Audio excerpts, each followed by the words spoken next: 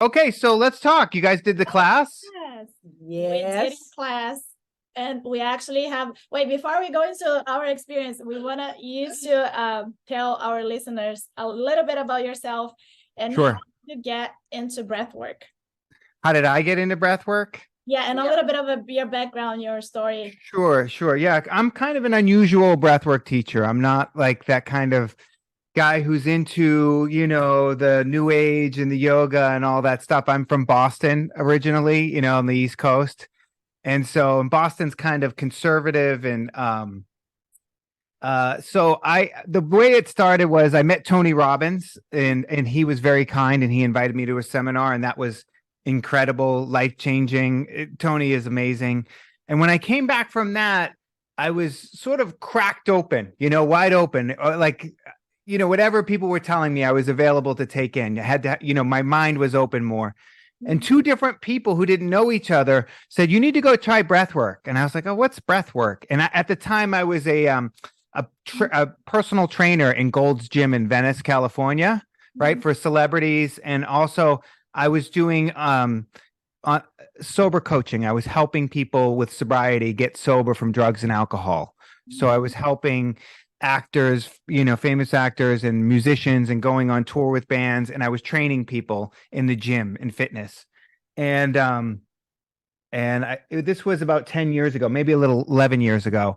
And I went to this class and I walked in and it was not for me. The teacher there was like a sheepskin rug and oils and crystals and all this. And I was like, oh God, what is this? This is hell that I've walked into. Right. But I'm going to do it. I'm here. I'm going to do it. And there was like 7 people in the room and she showed the technique really quick. And we laid down to do it. She didn't really explain anything. She just said, here's the technique and then lay down and do it. And I couldn't breathe into my stomach at the time, into my diaphragm, because I was a trainer and I had been holding my abs tight for 20 years, right? Like I'm walking around on the beach in Rio, right? Like, everybody's keeping the abs looking good. The six-pack. Yeah, the six-pack. So I couldn't breathe into my abs. I couldn't. So my back would arch and it was really hurting my back, but I just kept doing it. And I thought, okay, this is like a workout, technique is like a workout. So I'm just going to do it. And something happened, it takes about 10, 15 minutes. And then it just takes over and the breath takes over and breathes you. And I had this huge experience where I had this big emotional release. I hated the music. I didn't like the teacher. She didn't really say anything. I didn't like the class, but the experience, what happened to me was undeniable. And it cracked me open and I had an emotional release. I cried in a way that I don't think I've ever cried before. And I let go of a lot of stuff. I had a lot of stuff that happened to me when I was young. And I let go of a lot of stuff. And I went home and my wife looked at me and she's like, oh my God, you look like a different person. She's like, your face is. You felt this is the first session? The first time, yeah. First time, yeah. Yeah. And so I said, yeah, we were talking and we had this really beautiful conversation. So I started doing it on my own at home. Like I would make a list of music playlist and then just do it on my own to see if I could do it. And it worked really well. And then occasionally I would go to a class and I didn't like the class. And what happened was my clients and friends were like, you're different, man. Like, what's going on? Are you medicated all of a sudden? Are you on drugs? Like, what? You're nice, you're calm, you're present. Like, what's happening? Because I didn't even know. Like, sometimes you don't know that you're angry and you're edgy all the time. And I was living in Los Angeles and I was so edgy and angry. And I said, I'm doing this weird breathing thing. I was kind of embarrassed about it because it's not my style. And they're like, what is it? Show me. And I showed a few people and they had big experiences. So I started taking trainings to learn it more. And that was even more strange and way out there and new agey and woo-woo, as they say. But I had a realization early on in one of my sessions. I thought, why doesn't everyone know about this? This is life-changing. Like, why didn't someone show this to me when I was 14 and I was suicidal and struggling with drugs and all these kind of things?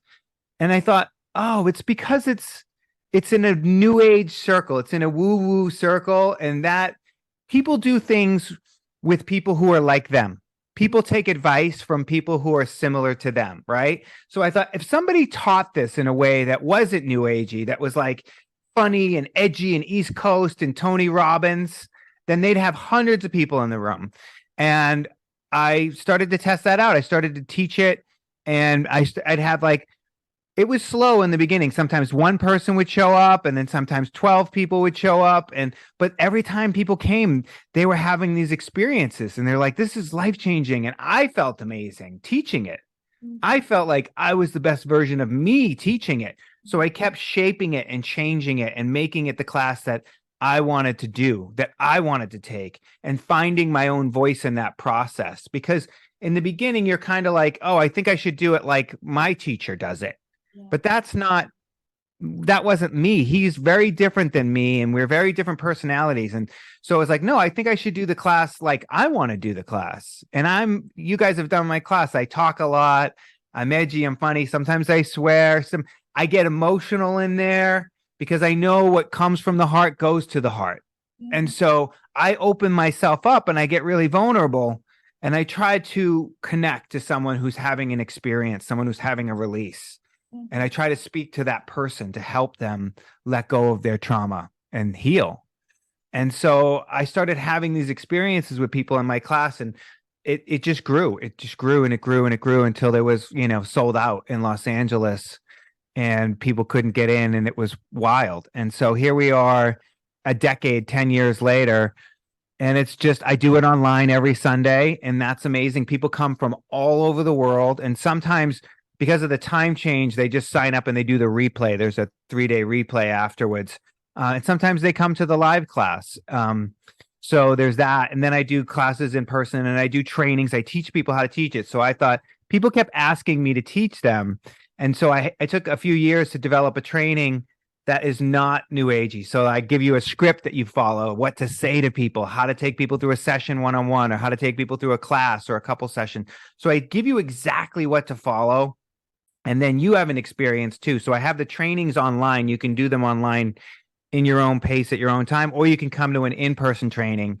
And those all sell out, which is amazing. And they've been sold out since I started doing them for the last 6 years, the trainings. And I just love doing it. Like the class is one of the best versions of me. And then the training is an even better version, like 4 days of going through this transformational work and teaching other people how to do it. And now they're out there helping people. So I see my students, I see them changing lives, and I joke around. It's like a pyramid scheme, but for good, like helping people for good, Yes, yes. One of the insights that I just had from what you just said is that you were at first you're like trying to be like, maybe should I do like my teachers were doing, but when you were true to yourself and to who you are without being afraid of what other people are thinking, or trying to fit in, that's when you like bloom, right? Yeah. Yes. Authenticity. People sense that, right? So I know that I'm not for everybody. I've had people come to my class and like, in person, I wouldn't know because they would never say anything. But for some reason, people are empowered online to start typing in the chat box. Like, you're talking too much. You're swearing too much. I don't like it. And I'm like, fucking leave then. Like, this isn't a collaboration. Like, I'm not for you. I'm not your teacher. And so, yeah, it's okay. Like, I don't want to be for everybody. You cannot be true to yourself, true to who you are, and have everybody love you. You have to decide, right? And so I decided I'm going to be true to myself. And so my students will come. Sometimes they'll say, well, I'm never going to teach just like you. I can't say this. I'm like, great, because your people are going to find you. Your people are going to connect to you and do it like you. Like, they're going to want to do it with you because there's something about you that they connect to. You don't want to be, you can never be the best version of yourself when you're copying somebody else. That's absolutely true. We have a funny story to share with you because we did your class, the online one, on Monday. Was it Monday?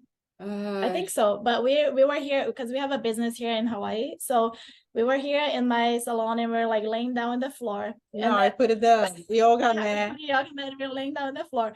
Chris was already like crying, bawling. I'm crying. I love like, okay, like, bring it to the heart. And I was like, oh, yeah. And then when we opened our eyes, my client was, she arrived earlier and she was sitting and watching. Yeah, it was, oh my gosh, I cried.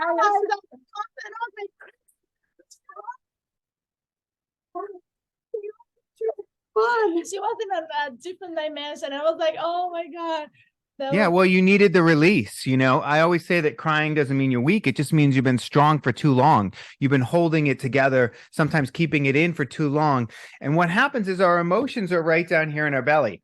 And a lot of times we're so busy, oh, I got to focus on work. Oh, I got to take care of the family. Oh, I got to do this, that we're not dealing with what's really sitting here, right? So we breathe really shallow up in here. And as soon as we start to lay down and take some time for ourselves and we breathe down into here where the emotions are, we start to feel those emotions.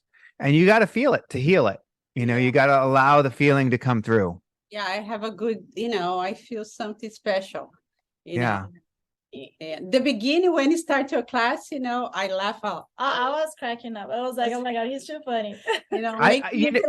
You make me relax, Thank you. Okay, I'm ready to do this. That's what I'm trying to do, because I want to prepare you properly by telling you, like, look, this weird stuff's going to happen in your body and this can happen. And guess what? Generational trauma, like the trauma passed on from your family. And people are like, oh. And then I try to make jokes to lighten it up a little bit, because it's so heavy that we want to like lighten it up a little bit. It doesn't have to be so heavy. My joke is that you thought you were screwed up because of your parents, and you were right. It is their fault, but it's their parents' fault and their parents' fault. So, I lighten it up a little bit, and we're just laying on the floor breathing. It's not a big deal, but it does change lives. And I've watched it change thousands of people's lives, because you have this experience and it clears out this stuff. And then what do you do with that? Do you go do it again? Do you start using it as a tool on a regular basis when maybe on a Wednesday afternoon you're having a bad day, but you could lay down and breathe for 10 minutes and clear that out? And now your next appointment or whoever you're going to see, they get the best version of you. Mm-hmm. They don't get the version of you that's upset or angry or this or that. Mm-hmm. They get the version of you that's like, everything's fine. Mm-hmm. It's all going to work out. Yeah. When I first did the breath work, it was just like me and Chris, we were like, oh my God, because we heard about it before, but we were like, oh, breath work, what is that? Like, blah, And I think a lot of people might think about that, like, oh, breath work, like,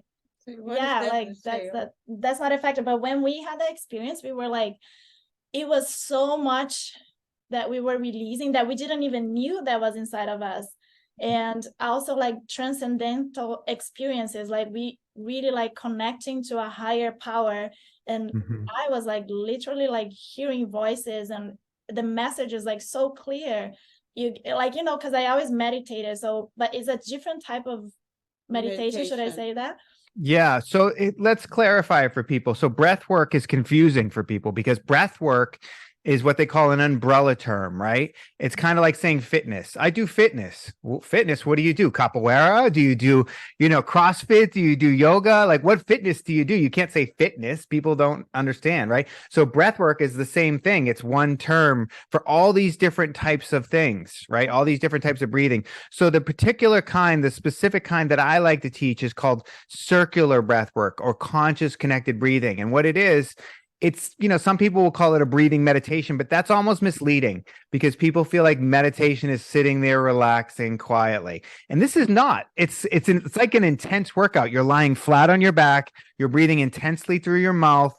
And oh no, you should never breathe through the mouth. Yes, 99% of the time you should breathe through the nose. But this technique is through the mouth.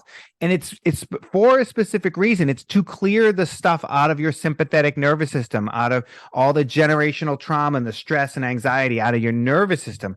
And breathing through the mouth will do that in this specific way. So it's more like a workout, and it's about 28 to 30 minutes, usually my class of the breathing. The class is about an hour and 15, but it's an intense session and it's totally worth it for this massive results, right? So I added in other pieces to that class that didn't exist before. When I found it, it was like the technique, the teacher barely explained that. She didn't prepare you properly and tell you that your hands can clamp up and all these weird things that are going to happen. So I added in all that stuff to prepare people properly so that they could have a bigger experience, because the safer you feel, the bigger your experience will be, right? So I added all that stuff I say at the beginning, and then I started coaching people during the breath work because I was a trainer. So I was like pushing people because I know in the beginning it's hard. So I'm like, you've done harder things than lay on the floor and breathe. Come on. Because I know your head is like, I don't like it. It's weird. I want to quit. It's hard. And you have to kind of override that, like working out. And then I added the emotional stuff that I, say, and I started using current music, cool music. That wasn't a thing before. And then I added the scream in there at the end because I feel like there's this buildup of energy within your system from the breathing, and the scream, the yell releases it out of your body. Yeah. So I added that piece on, and then there's a rest song, and then there's the moments. I have this thing where you pull the moments into your heart. And the reason I added that was because you clear all this stuff out, but some people have, old trauma that comes up and different things that come up. And I wanted people to leave filled with gratitude and love, because that's all that really matters. And so I added those heart moments, pulling in moments of gratitude, pulling moments of love, and a few other things. I added that so people would leave with that feeling in their heart. But the experience is different for everybody, and it's different every time you do it. Yeah. I've heard wild stories, and I've heard them over and over and over again for the last decade. I've heard about people having dead relatives visit them. I've heard about people connecting to God or their higher power. I've heard all these different things, and none of it surprises me anymore, but they're surprised. The people are surprised. Like, I saw my dead uncle, or I connected to God, or I hear all these things. And I usually don't even say that because I don't want to put that out there and that sort of expectation out there for people, because who knows what's going to happen to you? Sometimes it's a childhood trauma that comes up for people, and they'll go, well, this trauma came up for me. And I go, well, the breathwork didn't put it there. That it's there, and it needs to be dealt with. It needs to be felt. It's showing you what's there. If it wasn't there, it wouldn't come up. Right. So it's different for everybody, and it's different every time you do it, because you could do the class with me live on Sunday, and then you could do the replay Monday or Tuesday, and it's the same exact class, but it's a different experience that you're having, which is wild. That's amazing. I think that's a good experience. I think I need to go there to do a live with you in person. Yeah, come. In person is cool because we have the gongs in person. I have gongs on either side of the room, and you feel the vibration going through you when you're breathing, and that's really intense. And then you have the intensity of people around you in the room going. This class here I do in Bend, Oregon has 340 people in it, which is amazing. So that's a lot of energy in the room. And for some people, they don't want that. It's too intense, right? And so online is better. And online is great for some people too, because they can let go in their own space. They feel safe in their own space without people around them. I tried to convince people for years to do it online with me. I was doing it online long before the shutdown happened, and people didn't believe me. They wouldn't come. I'd have sold out classes, and then I could only get 2 people online. It was crazy. And then the shutdown happened and everyone was online. And so now it's like, oh, people realize like, oh, I can just do this online, and it's actually really good. It's actually really powerful. So that was the one good thing that came out of online for me. Because I was already doing it online, and I have these courses online too that you can do. The live classes on Zoom, but I have courses that you can do in your own time. Whenever you want. I have this course called the 5-Day Emotional Detox. And what that is a combination of workshops that I used to do in Los Angeles that are exercises that I combined with the breath work. So there's the transformational letter, which is really powerful. We write a letter to somebody you have unresolved issues with, and you say everything you need to say, everything you've never been able to say to this person. And then you write a letter back from that person to you, saying everything you want them to say, everything they're never going to say. If we have to wait for people to say it to us, we're screwed. They're not going to say it. They're not going to own it. And maybe they're not even here anymore. Maybe they've passed on. So you write these 2 letters, and then you lay down and you do the breathwork session. And what's powerful about that is the 2 letters bring all the issue, all the stuff, all the stories around that person to surface. And then when you breathe, it heals that. It heals that relationship. So that's just one of the days in the 5-day emotional detox. So there's some powerful tools in there that I have that people do. And I get emails from people from all over the world. I did that course and it changed my life. And my father left when I was 8 and I've never been able to heal it. And that course healed it. And I just hear these incredible stories from people, and it makes me grateful. Yes, absolutely. And I have a question for you, because Sure. we've been to a few like live events for breathwork, and some people they were claiming like, oh, I don't feel anything. Do you think like when people do breathwork, is there a possibility of them not feeling anything, seeing anything, or is it maybe because they're breathing wrong? Not wrong, but they're not doing it. Sure.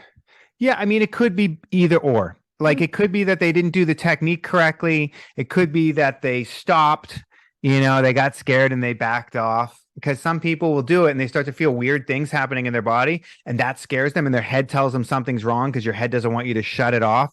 There's a thing that can happen called transient hypofrontality, where part of your frontal lobe shuts off in this incredible way. That's where the ego lives, the critic lives, that tells you you're not enough. So the head doesn't want you to do that. So it scares people. It tells them something's wrong, don't do it, stop.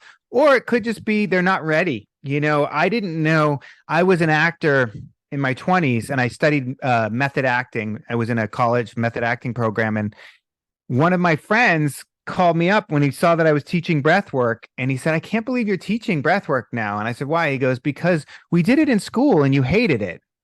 I go, "We did?" He goes, "Yeah." And I didn't even remember it. So I wasn't ready for it at the time, but it found its way back to me, or I found it my way back to it. So some people aren't ready. You know, I would say, you know, if I have a class of 300, there's going to be a couple people in there that don't experience anything. I used to do it at a studio in LA, and there would always be a few people in the room who would stop doing it. And I would stand outside the door and to the people at the front desk, and I'd say, "That person there, did they come in a free pass?" And she'd say, "Yes." "How'd you know?" And I said, "Because she stopped doing it." So oftentimes when people don't pay, they don't pay attention. If there's no skin in the game, right? So I would give breath work away for free, but then people would do it and they would quit after 5 or 10 minutes. And then they would be like, "I don't like it. It's terrible." But if they pay, they go, "I got to do this. I got to see if it works or not," you know? And even then, sometimes people quit. So, you know, you have to kind of be invested. I used to go to some of my students' classes and they'd say, "You don't have to pay." And I go, "No, I have to pay or I'm not going to do it." Like I need to, that's what's going to make me do it, is paying. So you know, if you don't pay, you don't pay attention, as I always say.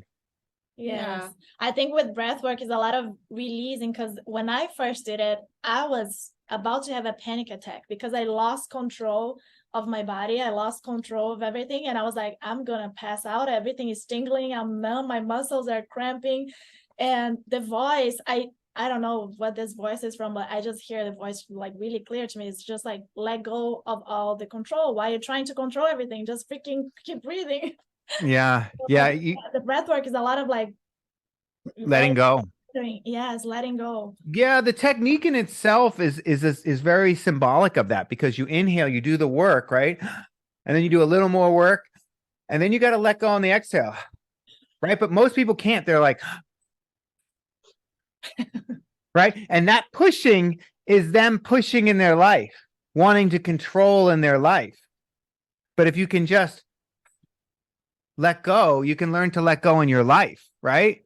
And so there's studies out there now that are showing, like, when somebody says something to you, if you're inhaling, you kind of take it in and take it on.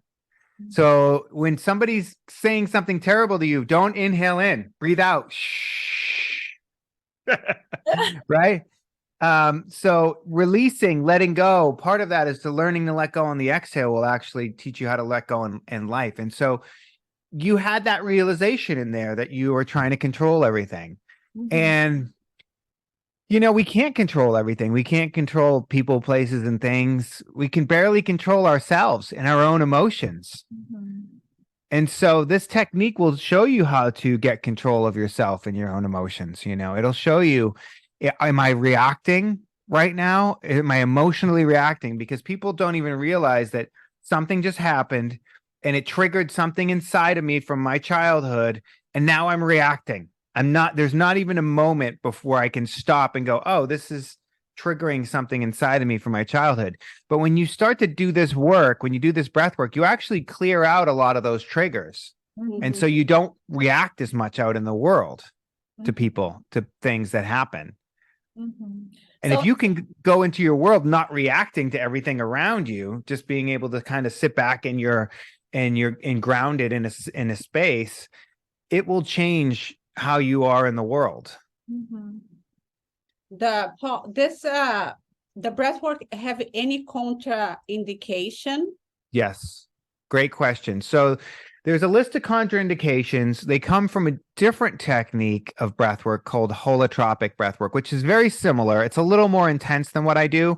So I don't know if the contraindications match up perfectly, but because I live in the United States where everybody loves to sue everybody, I have to kind of protect myself, right? So I have those contraindications out there, and they're things like high blood pressure, glaucoma, and pregnancy, different things like that. There's a list of contraindications when you sign up, so it's not for everybody. With that said, I've had every single contraindication do the class. I've had somebody with every single one do the class and then tell me afterwards, which is fine if you do that. But I don't, if you email me and you say, hey, I have this contraindication, can I come to class? I'm going to say no, because now there's an email and I'm legally obligated, or I'm in, you've put me in a bad position legally. So that's up to you. People with certain mental health disorders like bipolar, schizophrenia, stuff like that, it's not good for. I've seen that firsthand. Even medicated.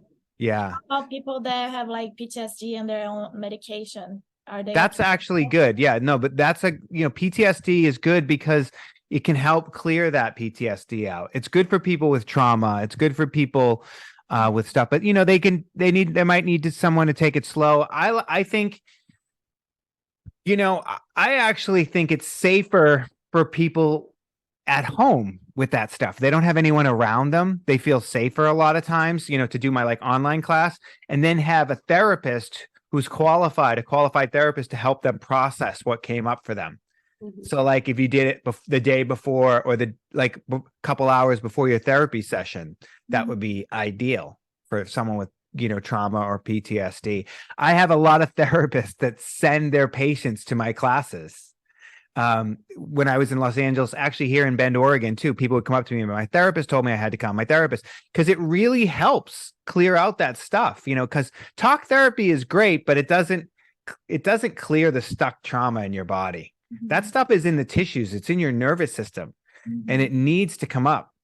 And so once you come up, like some of it, you don't even realize, like I was doing in my early breath work, I felt this weird feeling in my arm here, and I couldn't figure out like a couple sessions what was going on. It was like vibrating. It was so intense. And then I was like, oh, I forgot I broke my arm there when I was 8, and all this kind of weird stuff happened around it. And I had completely blocked it out. I had completely forgotten about it until I did the breath work, and it brought up that situation, that trauma.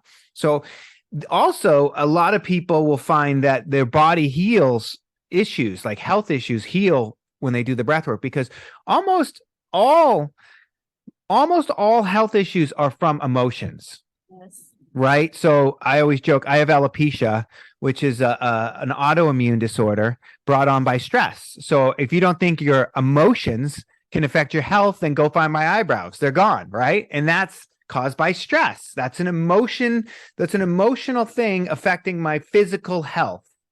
So I don't think people doubt anymore that stress causes heart disease and cancer and all this stuff.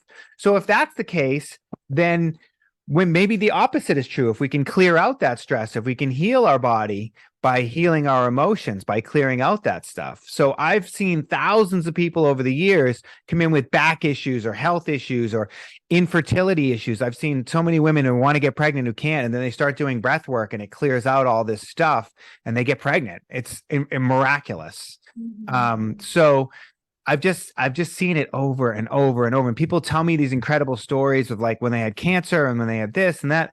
And I'm not surprised anymore. I'm kind of like, great. I love it. Send me an email about it. I want to put it up and show people. And people don't believe me until they come and do the breath work. It's hard to wrap your brain around something like breathing. I've been breathing my whole life. How could I lay on the floor and breathe and it's going to help my back?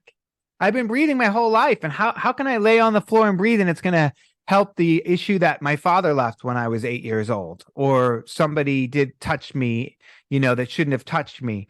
Well, it's a different way of breathing and you don't realize it. Animals, for instance, have a method by which they clear out the trauma. So if a rabbit gets chased by a fox or whatever and it gets away, it survives almost just being killed, it shakes to clear out that trauma, that fear. Well, this is our mechanism to clear out that trauma, to clear out that fear, and all that stuff. And so you have to experience it. I've explained it to people over and over for years, friends of mine, and they're like, uh-huh. And then something happens in their life and they go, all right, I'll try your breathwork thing. I'm desperate. And they're like, oh my God, it's amazing. Why didn't I do this years ago? And this happened. And so you have to have an open mind to come try something new. If you want to go to another level in your life, if you want to change your life in some way, or you're unhappy in some way, you have to do something different. Yeah. Yeah, Was that so- the minimum age for start doing the breath work? I would say 13 years old. I like the parents to come first. You know, parents will go, oh, I want to bring my 8-year-old. And I go, well, you've never even done it. So you don't know what it is. You don't know who I am. I swear a lot. And you need to come try it first. And then they come try it and they go, and I go, is this appropriate for your kid? And they go, no, not at all. Or they say yes. But I don't think under 13 it's really beneficial for yet. Mhm. Because this is beneficial, because a lot of kids right now between 13, 16, 17 have a lot of Anxiety. anxiety, depression. suicidal case, right? Yeah, because we've been stuck at home. You know, that lack of connection. Connection is so important, connecting to community and people around us and feeling understood, feeling heard, having someone that you love, or having someone that cares about you, that you feel like when you tell them what's going on, they understand, they get you. And everyone's really disconnected, and these kids feel alone and disconnected. And the social media doesn't help, and the computers and the phone, it just makes us feel, it's supposed to make us more connected, but we actually feel more disconnected, right? And so I think that that's what's up the anxiety and the depression and all of that stuff. So yes, I want to help everybody. But I'd say no younger than 13. And I like the parents to experience it first so they know what it is. Mhm. And during the breath work, I think like people can really like reach their subconscious level, right? Because there are people that experience even like during their, when they're in their mom's womb, they can revive all those experiences. So it's just so crazy how it all works. Like you said, like you had a broken arm, and that Yeah. wasn't even in your conscious mind, but all No. the stuff from the subconscious mind comes out. Well, some of the early breathwork stuff is called rebirthing, right? Mhm. That's some of the early stuff. It's called rebirthing. And so they talk about going back through your birth experience. Mhm. And it's cool. It's kind of, new agey, woo woo, I like to say, but there is something there. And the big thing now for a lot of people is ayahuasca or ibogaine or kambo, all these plant medicines, right? And microdosing. And people always ask me about that stuff because a lot of people are going to these ayahuasca ceremonies in the jungle, and they're also doing breath work. So what they tell them at these ceremonies is, well, if the ayahuasca doesn't help, the breath work will do it, right? And so they're expecting something big from the ayahuasca, but they didn't expect this breath work to give them this incredible experience. So I get a lot of people in my trainings that come from ayahuasca experiences, and they ask me, what do I think? And I think, well, with the ayahuasca, you're relying on something else, something outside of you, right? With the breath, the power is within you. It's inside of you, and you can access that power whenever you want. I don't know about you, but for me, it's Wednesday afternoon. I'm having a bad day. I can't go take ayahuasca. I got to pick up my kids from school. I got this to do. I got this interview. I got this thing to do. So, but I can lay down and read for 10 minutes or 20 minutes or 30 minutes and completely reset my nervous system and reset my attitude and how I feel and change how I go into that day. So I can use that on a middle of a Wednesday afternoon if I need it. I can't use ayahuasca in the middle of a Wednesday afternoon if I need it. I can't do that. So the power is within me, and it's actually a more sustainable, more realistic tool out in the world. And do you think the experiences are kind of like the same? I know it varies person to person, but you think like ayahuasca and breath work, because a lot of people get. I've heard. So I don't do ayahuasca. I've been sober 23 years, Mhm. and for some people in sobriety, that's okay. For my sobriety, not so much. But I have, when I was younger, I did a lot of acid and mushrooms, and I think those experiences are similar because those are, the mushrooms are plant medicine in a way. I would say for some people, yes, you do have a bit of a psychedelic experience with the breath work, depending, and there is a bit of a altered state that happens. but it's safer. You can stop it anytime you want. I always joke, you're not in the jungle puking into a bucket, stuck, right? You can stop, you can close your mouth and breathe through your nose and calm down whenever you want. And that's kind of the beauty of it. So for people who want to experience those type of things, but don't want to do the plant medicine, breathwork is incredible, ideal tool. But there are a lot of similarities. And you said that you used to work before with addiction, and you yourself experienced addiction, issues. Do you think that breath work can help people in that sense of overcoming addictions?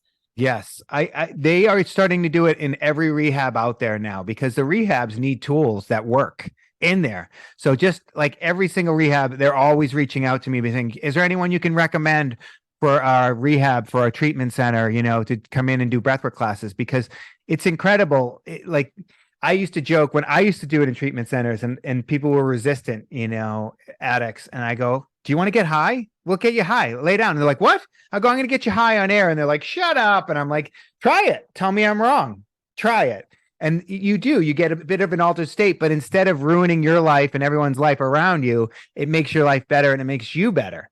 So there is an experience that happens, but it also clears out your trauma. And it also, I've seen people who are losing their mind. I've been with people one-on-one in a sober coaching, sober companion situation, and they're screaming and they're flipping out, and I'm going to do that. And I say, all right, come on, lay down. Let's breathe. Let's just try it. And they lay down and I get them to breathe.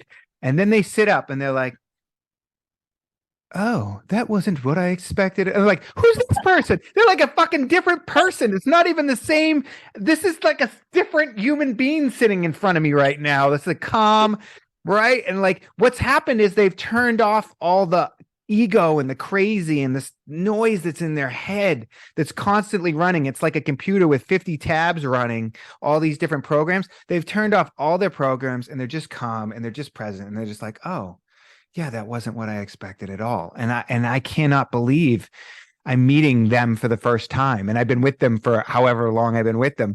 So it's incredible. It's one of the best tools I've ever found for people with addiction and alcoholism and food issues, gambling issues. If you're going to go drink or use drugs or whatever, and instead you can stop and go, let me just go lay down and breathe for 10 minutes or 20 minutes and see what happens.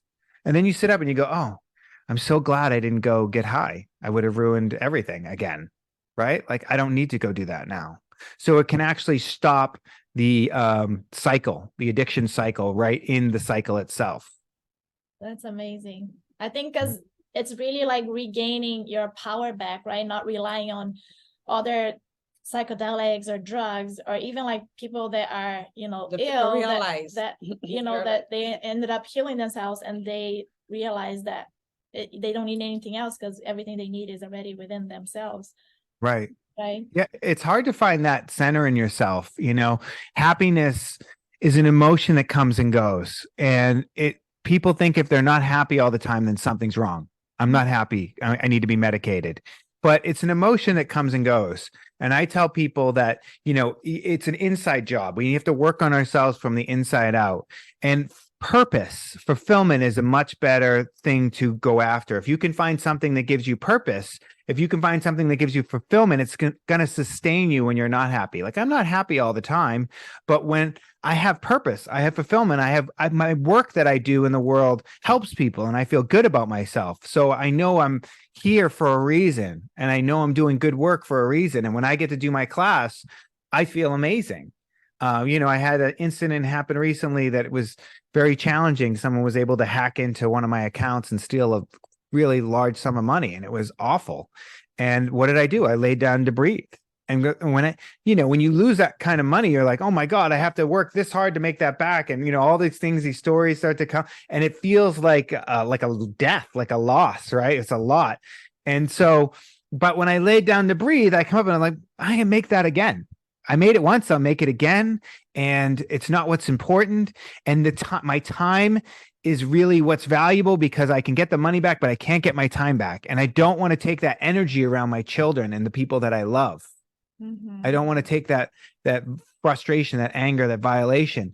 So I'm able to lay down and breathe. And then also, because I get to teach this, when I'm doing my class, I don't have to I don't think about those things. I'm so focused in the class that I'm in that. and it feels amazing. So Mhm. I get as much from teaching the breath work than I do from doing it myself. I tell this to my students who train with me, who do my trainings or do the trainings online. And they say, you were so right. Like when I take people through breathwork sessions, it's so fulfilling. I feel so good afterwards because you can see you're changing someone's life, Mhm. right? When you change someone's life, when you help somebody in that way, that strongly, that powerful, when you help them that much, you can't not feel good about yourself. Absolutely. Can people do breath work every day or no? Would that Yeah, be- you can do it every day. I mean, I'm actually making a video on that now because it's the most common question after class. Like, how often can I do this? How often should I do this? It's that's me. That's what I want to do every day. Yeah, it's up to you. You can do it every day. You can do it for 10 minutes in the morning, and like I used to trick my brain. I'd go, 3 songs, Jon Paul, just 3 songs, right? And I'd roll out of bed and I do 3 songs. And then sometimes I felt like I wanted to keep going. So I go longer, right? But like 3 songs, 10, 15 minutes is enough to go into your day differently, right? Or in the middle of the day when you need to reset. So you can do it you could do it then.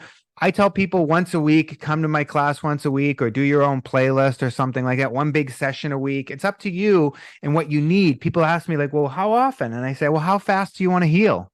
How fast do you want your life to change?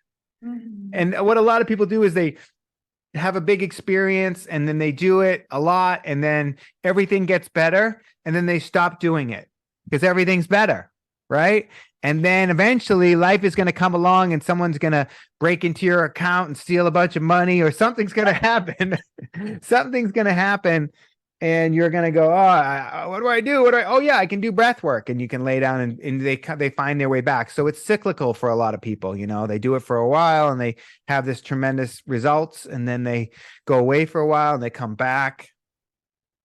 Some people become teachers, I've had so many people come to a class and they do it and they go, I got to show other people this. And I never intended to be a teacher. It wasn't what I wanted to do, but Mhm. people kept asking me because they saw the change in me. They saw how different I became.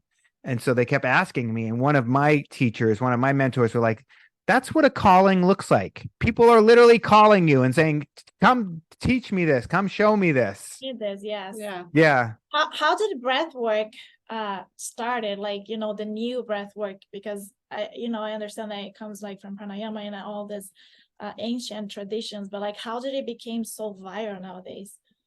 Well, I think there's a couple different things that happen. Wim Hof is very popular right now. He's the Iceman and he does the 30 breath technique, 30 breaths and hold.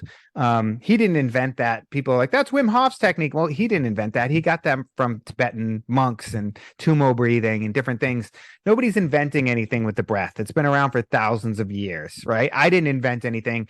I just took the technique and repackaged it to make it more more palatable for people who would never do this work, for, housewives who are stressed out and firefighters and regular people, right? That's who I want.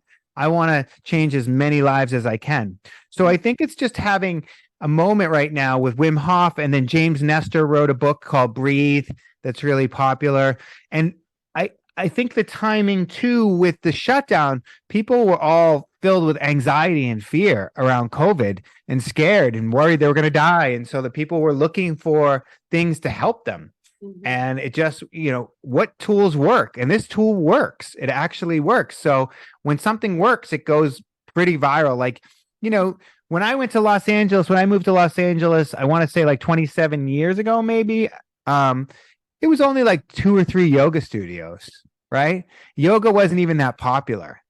And now yoga is everywhere. You can go everywhere. There's a yoga in every strip mall, everywhere, right? I think breath work is going to be even more popular because yoga takes time to work. Yoga is amazing, but it takes time. And a lot of people aren't comfortable in yoga and they're like, I don't have the body for it. I'm too big. I'm too heavy, whatever. And anybody can lay on the floor and do breath work. And there are some contraindications, but it's easy to lay on the floor and do breath work and have results in the first session.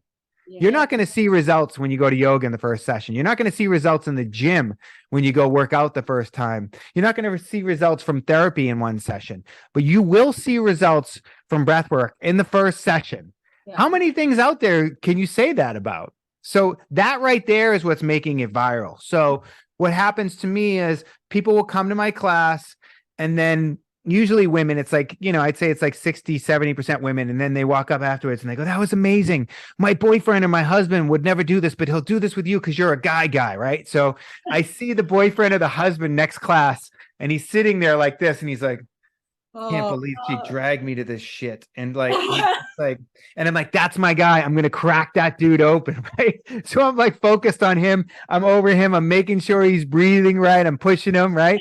And then afterwards he comes up in the lobby and he's like, hey man, can I give you a hug? And I'm like, sure. And he's like crying on me in the lobby. He's like, I didn't think there was anything here for me, but that was amazing and all this stuff. And because guys tend to hold it in. Yes. Right. Men need permission to cry and women need permission to yell.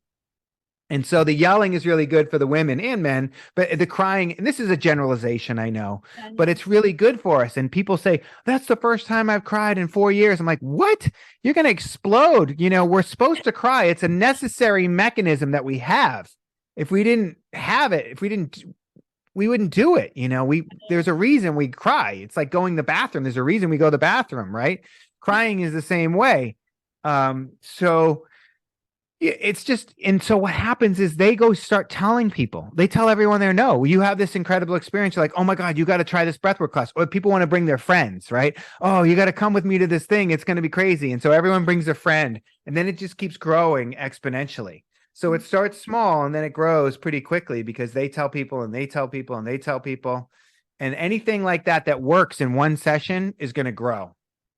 Amazing. Thank you for sharing I that. I have one question. I know it might be a little complex to explain, but just Sure. like summarizing it, what happens in the body? Like, is it like the oxygen? What really happens in the body during breath work, biologically speaking? Yeah, the science of it is tricky, but what we're doing is we're speeding up the breath a little bit, and we're changing the blood alkalinity. And so, we're creating this thing where we're breathing into our sympathetic nervous system a little faster than normal. Technically, it would be hyperventilating, but when people hear hyperventilation, they think, oh, I can't breathe, I can't get air in. But that's not what's happening at all. We're actually getting in lots of oxygen, and we're throwing off CO2 a little bit, and we're changing our blood alkalinity, and we're also stimulating the vagus nerve.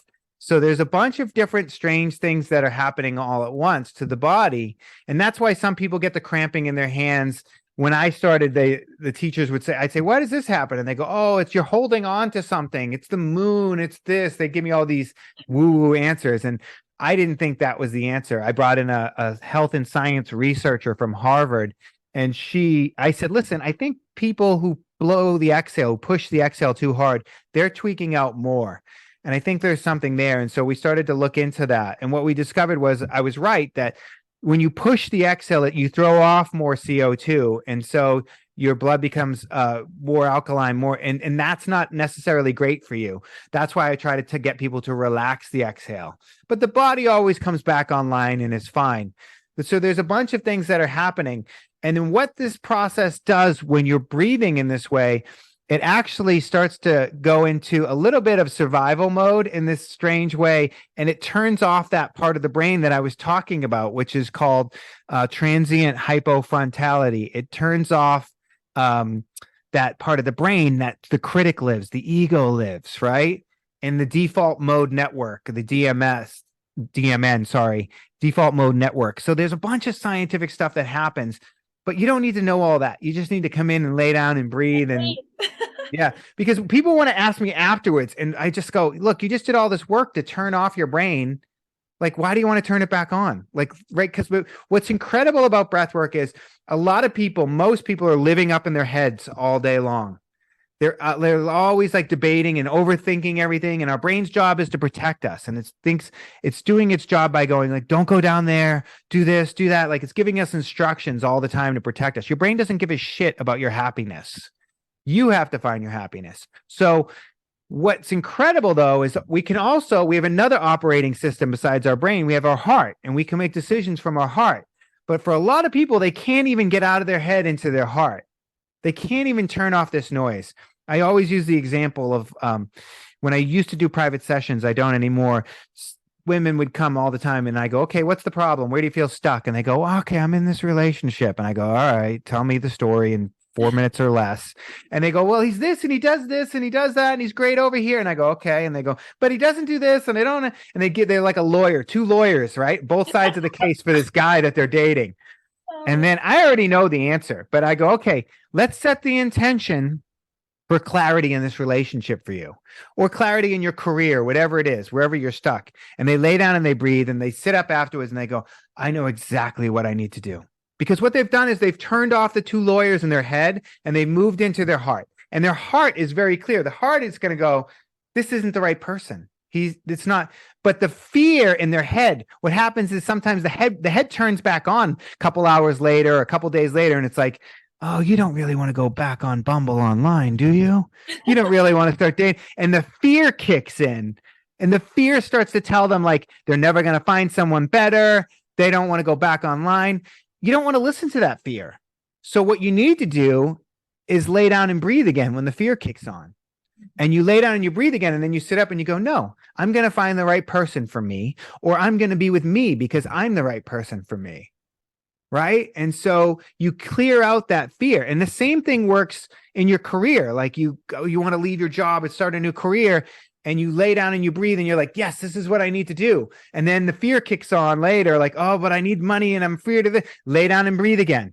Okay, now this is what I need to do.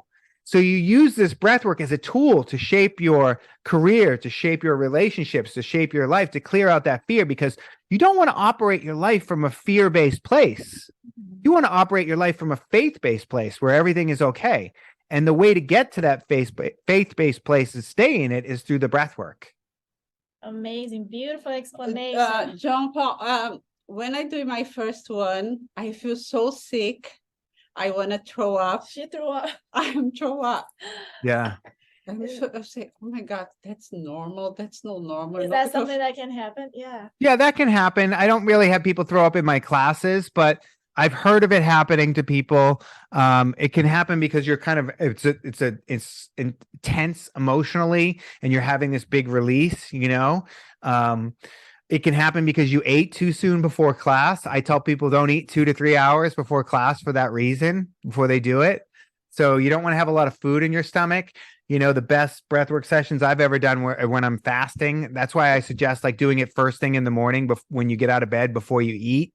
You know, it's an empty stomach. And then it makes you really hungry afterwards. So you can feel a little dizzy afterwards, kind of like working out, right? So you might want to have a juice right away, or some fruit right away, right after the breath work, to get your blood sugar back up again. It's intense. It's not, you know, yeah. But listen, if you want a massive shift, if you want, you know, answers and transformation in an hour, it's totally worth it. Right? Work, guys. Yes, definitely. Yeah. Like me and Chris were like Addiction. Shocked. Yeah, we were like shocked with the power of the breath work. Yeah. And you see now why I wanted you guys to do it with me, right? Because you might have done breath work before with different teachers, and every teacher is a little different. But I have my own style. I have my own way about me. And so unless you know what that is, you just don't know, you know? Yeah. And so I wanted you to experience it with me, so you have that experience. I really enjoy. And people that want to experience that as well, where should they head to? Your website, we can add here later. Yeah, Breathe with JP. I have two websites, so it can get confusing for some people, because like one website has all the online courses which is called breathworkteachertraining.com. But my main website, which connects to everything, is Breathe with JP, BREATHE with WITH JP @.com. So breathewithjp.com. You can do the online classes. You can find the teacher trainings. You can actually links to the online courses there too.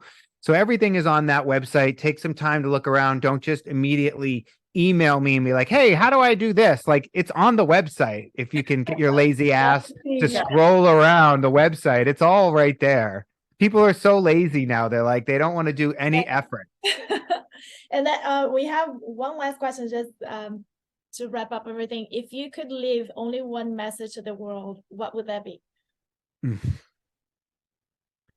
It would be to, I'm going to get emotional, to try and just love yourself no matter what. Like, stop being so hard on yourself. You're going to make more mistakes, right? And so know that you're going to make more mistakes, but you don't have to beat yourself up. That's the difference. The difference is never going to be like, oh, I don't make any more mistakes. I'm going to make some mistakes today, but I don't have to beat myself up over those mistakes today. I don't have to be so hard on myself.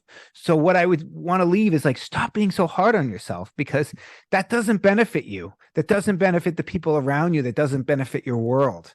So just be kinder, more gentle, more loving to yourself, and show up and do the work, because you're worth it.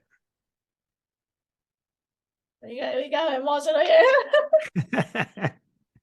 Oh, Because thank- when I do your class, you know, I feel so, I have, grateful, yeah. yeah, grateful. I have a different happening side that's so amazing.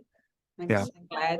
We're so thankful for your time and thankful. Thank you for having me today. I Yeah, really appreciate it.